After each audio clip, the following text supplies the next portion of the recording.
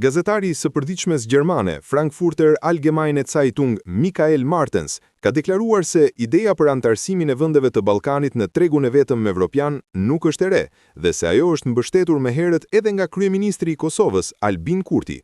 Përmes një postimi në rrjetin social X, Martens theksoi se Kurti e kishte mbrojtur këtë ide në vitin 2023 në prani të kryeministrit shqiptar Edi Rama dhe presidentit serb Aleksandar Vučić. Sipas gazetarit gjerman, diskutimi mbi integrimin ekonomik të vendeve të Ballkanit në tregun evropian është pjesë e një debati më të gjerë mbi alternativat e zgjerimit të Bashkimit Evropian.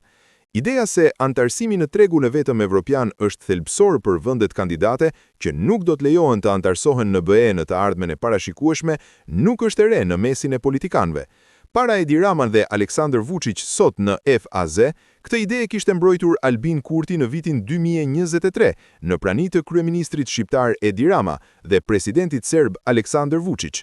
Deklarata e tij vjen pasi Rama dhe Vučić publikuan një opinion të përbashkët, ku argumentojnë se vendet e Ballkanit Perëndimor duhet të integrohen fillimisht në tregun e vetëm evropian dhe në hapësyrën Schengen, si një hap konkret drejt afrimit me Bashkimin Evropian. Në një analizë të mëhershme, Martens kishte komentuar pikërisht këtë qasje, duke e cilësuar si një propozim pragmatik, në një kohë kur perspektiva e antarësimit të plot në BE mbetet e paqartë për disa vende të rajonit. Debati mbi integrimin ekonomik si fazë paraprake e antarësimit pritet të vijojë, ndërsa vendet e Ballkanit synojnë të përshpejtojnë afrimin me strukturat evropiane.